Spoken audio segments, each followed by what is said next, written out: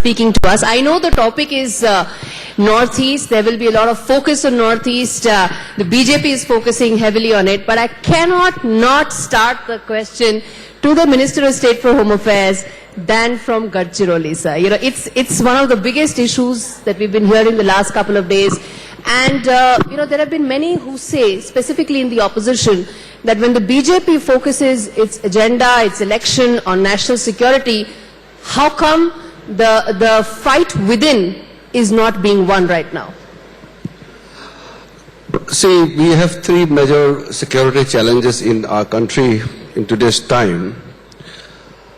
And left-wing extremism is one of the area we still have certain challenges. But if you see closely in last 5 years, how we have been successful in reducing the influence of the extreme left-wing extremism. And Gadchiroli, the easternmost part of Maharashtra, that is one of the area remaining in central India towards Maharashtra side, where still the Maoists have certain influence.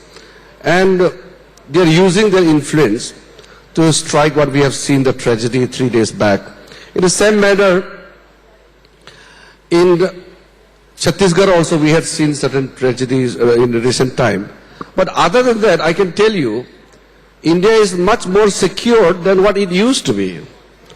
That's correct. The sphere of influence of Naxalites has gone down. The number of attacks, I was seeing some statistics, have gone down. But sir, you know, as we speak, in the midst of an election, that is, you know, a lot of focus, as I said, has been around national security.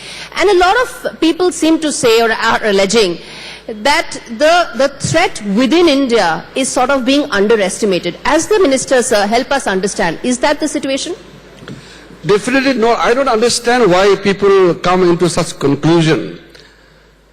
Whether it's Jammu Kashmir or Northeast or left-wing extremism or the other internal security threat which we have been facing for quite a long time, we are much more secure than before. You know, I don't want to go into the statistics, but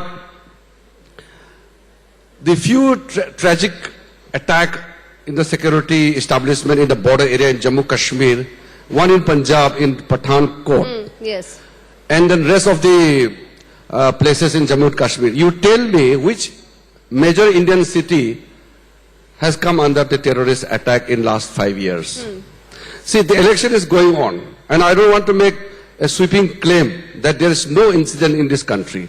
But if you go back some 10 years, 8 years before, it was a routine that any cities, including national capital of Delhi, No, that's would correct. I've witness seen bomb attack, bomb blast every now and then, everywhere. Even the Home Ministry statistics do indicate that there has been a tremendous decline there.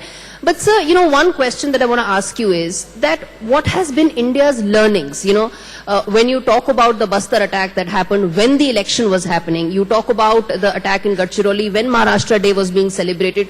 What is the learnings that India takes from here on? You know, we may be in the election season, but you know, the big picture, if you may talk about that. No, see, it is something which we have to keep updating ourselves. Security challenges is not a one-time solution.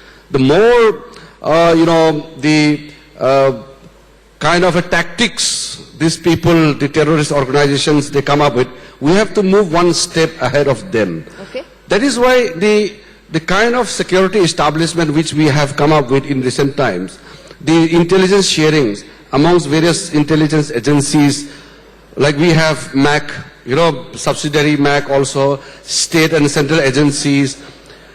The kind of intelligence sharing which we are having this time, it's live.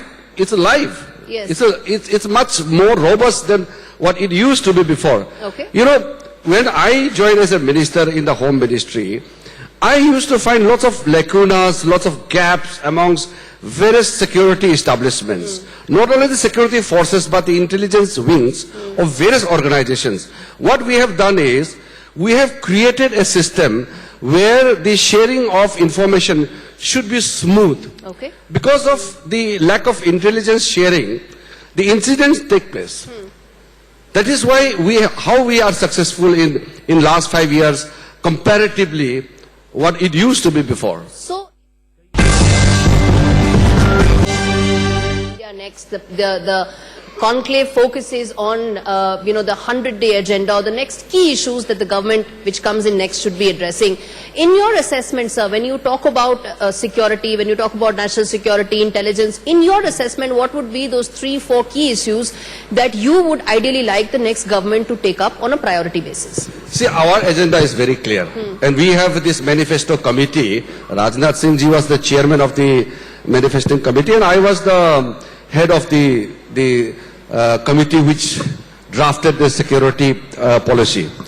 So when I started drafting the security manifesto for the BJP, I had interacted with many of the security organizations, experts, former retired officers and all.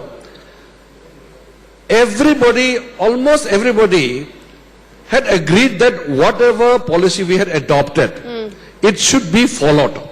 Okay. That means they did not find any fault in any of the policies or the nitty-gritties of the security policies which our government have adopted. Okay. So while drafting, you must have gone through the BJP manifesto, and internal security is one of the prominent features of BJP's manifesto. Most prominent, some would say. Yeah, so when we said for 4 times, the manifesto committee said for the 4 times.